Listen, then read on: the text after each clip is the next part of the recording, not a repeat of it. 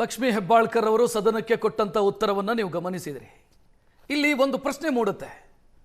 ಕಳೆದ ಆರ್ಥಿಕ ವರ್ಷದಲ್ಲಿ 2 ತಿಂಗಳ ಗೃಹಲಕ್ಷ್ಮಿ ಯೋಜನೆಯ ಕಂತು ರಿಲೀಸ್ ಆಗಿಲ್ಲ. ಅಂದ್ರೆ ಸುಮಾರು 5,000 ಕೋಟಿಯಷ್ಟು ಆಗತ್ತೆ ಅನ್ನುವಂಥ ಅಂದಾಜು. ನೀವು ಸರ್ಕಾರದ ಯೋಜನೆಗಳ ದುಡ್ಡು ಯಾವ ರೀತಿ ರಿಲೀಸ್ ಆಗುತ್ತೆ ಅನ್ನೋದನ್ನು ನಾನು ನಿಮಗೆ ಅದನ್ನು ಸ್ಪಷ್ಟವಾಗಿ ಹೇಳಿದರೆ ನಂತರ ನಾವು ಡಿಬೇಟನ್ನು ಮುಂದುವರಿಸಿಕೊಂಡು ಹೋಗೋದು ಈಸಿ ಆಗುತ್ತೆ. ಸರ್ಕಾರ ಒಂದು ಆರ್ಥಿಕ ವರ್ಷಕ್ಕೆ ಬಜೆಟ್ ಮಂಡಿಸಿದಂಥ ಸಂದರ್ಭದಲ್ಲಿ ಇಂತಿಂಥ ಯೋಜನೆಗೆ ಇಂತಿಷ್ಟು ಅನುದಾನ ಅನ್ನೋದನ್ನು ನಿಗದಿ ಮಾಡಿಟ್ಟಿರುತ್ತೆ. ನಾನು ಕಳೆದ ಆರ್ಥಿಕ ವರ್ಷಕ್ಕೆ ಅಂತ ಹೋದರೆ ಗೃಹಲಕ್ಷ್ಮಿ ಯೋಜನೆಗೆ ಅಂತಲೇ ಸುಮಾರು 24,000 ಕೋಟಿಯಷ್ಟು ಹಣ ನಿಗದಿ ಮಾಡಿತ್ತು. ಈ ಆರ್ಥಿಕ ವರ್ಷದಲ್ಲಿ 28,000 ಕೋಟಿ. ಕಳೆದ ಆರ್ಥಿಕ ವರ್ಷದಲ್ಲಿ 24,000 ಕೋಟಿ ಗೃಹಲಕ್ಷ್ಮಿ ಯೋಜನೆಗೆ ಅಂತ ನಿಗದಿ ಮಾಡಿಟ್ಟಂಥ ದುಡ್ಡು, ಅದರಲ್ಲಿ 2 ತಿಂಗಳ ದುಡ್ಡು ರಿಲೀಸ್ ಆಗಿಲ್ಲ.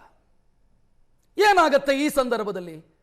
ನಿಗದಿ ಮಾಡಿದಂಥ ದುಡ್ಡು ವಿನಿಯೋಗ ಆಗದೇ ಇದ್ದರೆ ಬಜೆಟ್ನ ಅವಧಿ ಮುಗಿದಾಗ, ಅಂದರೆ ಮಾರ್ಚ್ 31, ಕಳೆದ ಆರ್ಥಿಕ ವರ್ಷದ ಬಜೆಟ್ನ ಅವಧಿ ಮಾರ್ಚ್ 31ಕ್ಕೆ ಮುಗಿದು ಹೋಯಿತು.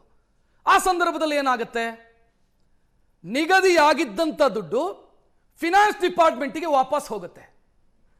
ಅದು ಮುಂದಿನ ಆರ್ಥಿಕ ವರ್ಷಕ್ಕೆ ಬಳಕೆಯಾಗಬೇಕು ಅನ್ನುವಂಥ ಲೆಕ್ಕ. ಆದರೆ ಇಲ್ಲಿ ನಿಗದಿಯಾಗಿದ್ದಂಥ ಆ 5,000 ಕೋಟಿ ಹಣ ಎಲ್ಲಿ ಹೋಯಿತು ಅನ್ನುವಂಥ ಪ್ರಶ್ನೆ. ಒಂದು ಫಿನಾನ್ಷಿಯಲ್ ಡಿಪಾರ್ಟ್ಮೆಂಟಿಗೆ ವಾಪಸ್ ಹೋಗಿರಬೇಕು ಅಥವಾ ಬೇರೆ ಕಡೆಗೆ ಡೈವರ್ಟ್ ಆಗಿರಬೇಕು. ಎರಡೇ ಆಪ್ಷನ್ ಇರೋದು.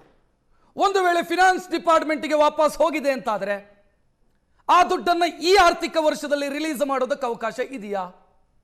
ಗೊತ್ತಿಲ್ಲ. ಎರಡನೆಯದ್ದು, 28,000 ಕೋಟಿ ರೂಪಾಯಿ ಈ ಆರ್ಥಿಕ ವರ್ಷಕ್ಕಾಗಿ ಮೀಸಲಿಡಲಾಗಿದೆ. ಅದರಲ್ಲಿ ಇನ್ನೂ ಕೂಡ 3 ತಿಂಗಳ ಹಣ ಪೆಂಡಿಂಗ್ ಇದೆ. ದುಡ್ಡು ಇದೆ ಅಂತಾದ್ರೆ, ಸರ್ಕಾರದ ಬಳಿ ದುಡ್ಡು ಇದೆ ಅಂತಾದ್ರೆ ರಿಲೀಸ್ ಮಾಡೋದಕ್ಕೆ ಮೀನಾಮೇಷ ಎಣಿಸ್ತಾ ಇರೋದು ಯಾಕೆ? ಒಂದು, ಸರ್ಕಾರ ಭಾವಿಸಿದ ರೀತಿಯಷ್ಟು ಟ್ಯಾಕ್ಸ್ ಕಲೆಕ್ಷನ್ ಆಗ್ತಾ ಇಲ್ಲ. ಸರ್ಕಾರ ಅಬಕಾರಿಯಿಂದ 40,000 ಕೋಟಿ ಬರಬೇಕು, ನೋಂದಣಿ ಮತ್ತು ಮುದ್ರಾಂಕ ಇಲಾಖೆಯಿಂದ ಇಷ್ಟು ಬರಬೇಕು ಅನ್ನುವಂಥ ಒಂದು ಲೆಕ್ಕಾಚಾರವನ್ನು ಹಾಕೊಂಡಿದೆ. ಆ ಕ್ಯಾಲ್ಕುಲೇಷನ್ನೇ ರಾಂಗ್ ಆಗಿದೆ ಅಂತ ಅನಿಸ್ತಾ ಇದೆ. ಅದೇ ಕಾರಣಕ್ಕಾಗಿ ದುಡ್ಡು ರಿಲೀಸ್ ಆಗೋದಕ್ಕೆ ಸಮಸ್ಯೆ ಆಗ್ತಿದೆ. ಗೃಹಲಕ್ಷ್ಮಿಗಲ್ಲ, ಆ ಕಡೆ ಶಕ್ತಿ ಯೋಜನೆಯಲ್ಲೂ ಕೂಡ ಇದೇ ಪ್ರಾಬ್ಲಮ್ ಇದೆ. ಶಕ್ತಿ ಯೋಜನೆಯಲ್ಲೂ ಕೂಡ ಸಮಯಕ್ಕೆ ಸರಿಯಾಗಿ ನಿಗಮಗಳಿಗೆ ದುಡ್ಡು ರಿಲೀಸ್ ಆಗ್ತಿಲ್ಲ. ಸೊ ನಾವು ಮಾತನಾಡೋಣ. ಅತಿಥಿಗಳು ಜಾಯ್ನ್ ಆಗಿದ್ದಾರೆ. ಮೊದಲನೇದಾಗಿ ಕಾಂಗ್ರೆಸ್ನ ಕಡೆಯಿಂದ ವೀಣಾ ಕಾಶಪ್ಪನವರ ಜೊತೆಗಿದ್ದಾರೆ. ವೀಣಾ ಅವರೇ ನಮಸ್ತೆ, ಕಾರ್ಯಕ್ರಮಕ್ಕೆ ಸ್ವಾಗತ. ನಮಸ್ಕಾರ. ಇನ್ನು ಜೆಡಿಎಸ್ನ ಕಡೆಯಿಂದ ಪ್ರಶಾಂತಿ ಅವರ ಜೊತೆಗಿದ್ದಾರೆ. ಪ್ರಶಾಂತಿ ಅವರೇ ನಮಸ್ತೆ, ಕಾರ್ಯಕ್ರಮಕ್ಕೆ ಸ್ವಾಗತ. ನಾನು ವೀಣಾ ಅವರಿಂದ ಶುರು ಮಾಡ್ತೀನಿ. ವೀಣಾ ಅವರೇ, ಸದನಕ್ಕೆ ತಪ್ಪು ಮಾಹಿತಿ, ಜನರಿಗೆ ಮೋಸ ಮಾಡಿದಂತ ಸ್ಥಿತಿಯಾಗಿದೆಯಾ ಅಂತ ಪ್ರಶ್ನೆ ಬರುತ್ತೆ ಇಲ್ಲಿ. ಯಾಕಂತಂದ್ರೆ ಬಿಜೆಪಿಯ ಶಾಸಕರು ಈ ವಿಚಾರವನ್ನ ಪ್ರಸ್ತಾಪ ಮಾಡದೇ ಇದ್ದಿದ್ರೆ ಗೊತ್ತೇ ಆಗ್ತಿರ್ಲಿಲ್ಲ ಇದು. ನೋಡಿ, ಇದು ತಪ್ಪು ಮಾಹಿತಿ, ಮೋಸ ಮಾಡಿದ್ದು ಅನ್ನೋದು ನಾನು ಹಲ್ಲಗಳಿತೀನಿ. ಇದು ಸತ್ಯಕ್ಕೆ ದೂರವಾದದ್ದು. ಯಾವತ್ತು ಕಾಂಗ್ರೆಸ್ ಪಕ್ಷ ಅಂತಂದ್ರೆ ನುಡಿದಂತೆ ನಡೆದಂತ ಪಕ್ಷ. ಇವತ್ತು ನಾವೇನೋ 5 ಗ್ಯಾರಂಟಿಗಳನ್ನು ಯೋಜನೆಯನ್ನ ಜಾರಿಗೆ ತರ್ತೀವಿ ಅಂತ ಹೇಳಿದ್ವಿ. ನಮ್ಮ ಮಾನ್ಯ ಮುಖ್ಯಮಂತ್ರಿಗಳಾದಂಥ ಸಿದ್ದರಾಮಯ್ಯ ಸಾಹೇಬರು ಮುಖ್ಯಮಂತ್ರಿ ಆದ ತಕ್ಷಣನೇ ಘೋಷಣೆ ಮಾಡಿದಂಥ ಗ್ಯಾರಂಟಿಗಳನ್ನು, ಹೆಣ್ಣುಮಕ್ಕಳ ಪರವಾಗಿರುವಂಥ ಗ್ಯಾರಂಟಿಗಳನ್ನು, ಶಕ್ತಿ ಯೋಜನೆ ಆಗಿರ್ಬೋದು, ಇವತ್ತು ಗೃಹಲಕ್ಷ್ಮಿ ಆಗಿರ್ಬೋದು, ಇವೆಲ್ಲವನ್ನ ಸಮರ್ಪಕವಾಗಿ ಜಾರಿಗೆ ತಂದಂಥದ್ದನ್ನ ನಾವು ಹೆಗ್ಗಳಿಕೆಯನ್ನು ಕಾಂಗ್ರೆಸ್ ಪಕ್ಷಕ್ಕೆ ನಾವು ಅದನ್ನ ಸಲ್ಲಿಸಬೇಕಾಗ್ತದೆ. ಇವತ್ತು ಸಾಕಷ್ಟು ಇಂಥ ಯೋಜನೆಗಳಿಂದ ಹೆಣ್ಣುಮಕ್ಕಳು ಕೂಡ ಸಬಲೀಕರಣ ಆಗಿದ್ದಾರೆ. ಹೆಣ್ಣುಮಕ್ಕಳಿಗೂ ಕೂಡ ಸಾಕಷ್ಟು ಉಪಯೋಗ ಆಗಿದೆ 2 ಯೋಜನೆಗಳಿಂದ ಅಂತ ಹೇಳೋದಕ್ಕೆ ಬಯಸ್ತೀನಿ. ಇದೆಲ್ಲೋ ತಪ್ಪು ಮಾಹಿತಿಯಿಂದ ಮೋಸ ಮಾಡಿದ್ರು. ಯಾಕೆ ಈ ಮಾತನ್ನ ಹೇಳ್ತಾ ಇದಾರೆ ಗೊತ್ತಾಗ್ತಾ ಇಲ್ಲ. ಯಾಕಂದ್ರೆ ಕೇಂದ್ರ ಸರ್ಕಾರದಲ್ಲೂ ಕೂಡ ಸಾಕಷ್ಟು ಕಾರ್ಯಕ್ರಮದ ಆರಂಭದಲ್ಲಿ ಒಂದು ಅಂಕಿಅಂಶವನ್ನು ಹೇಳಿದೆ. ಕಳೆದ ಆರ್ಥಿಕ ವರ್ಷಕ್ಕೆ ಗೃಹಲಕ್ಷ್ಮಿಗೋಸ್ಕರ ಮೀಸಲಿಟ್ಟಂತ ದುಡ್ಡು 24,000 ಕೋಟಿ, ಅಂದಾಜು 24,000 ಕೋಟಿ.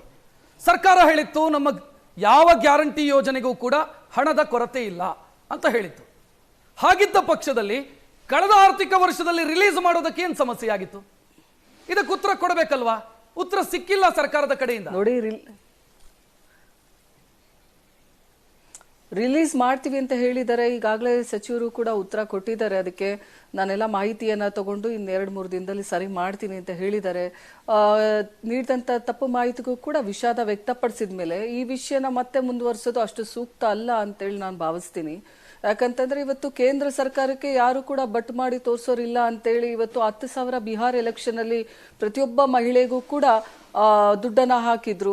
ಆ ದುಡ್ಡು ಹಾಗಾದ್ರೆ ಎಲ್ಲಿಂದ ಬಂತು? ನಮ್ಮ ಕರ್ನಾಟಕಕ್ಕೆ ಕೊಡಬೇಕಾದಂತ ಟ್ಯಾಕ್ಸ್ ಅಮೌಂಟ್ ಇಂದ ಹಾಕಿದಾರ? ನಾವು ಕೂಡ ಆ ತರ ತಪ್ಪು ಆರೋಪಗಳನ್ನ ಮಾಡಬಹುದು. ಆದ್ರೆ ಕೇಂದ್ರ ಸರ್ಕಾರಕ್ಕೆ ಪ್ರಶ್ನೆ ಮಾಡ್ತಿಲ್ಲ ಅಂದ ತಕ್ಷಣ ಇವತ್ತು ಅವರ ಒಂದು ತಪ್ಪುಗಳನ್ನ ಸರಿ ಮಾಡ್ಕೋಬೇಕು.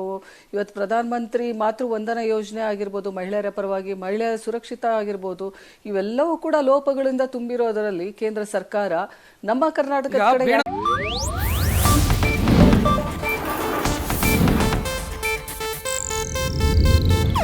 ಇದು ಏಷ್ಯಾನೆಟ್ ನ್ಯೂಸ್ ನೆಟ್ವರ್ಕ್ ಪ್ರಸ್ತುತಿ.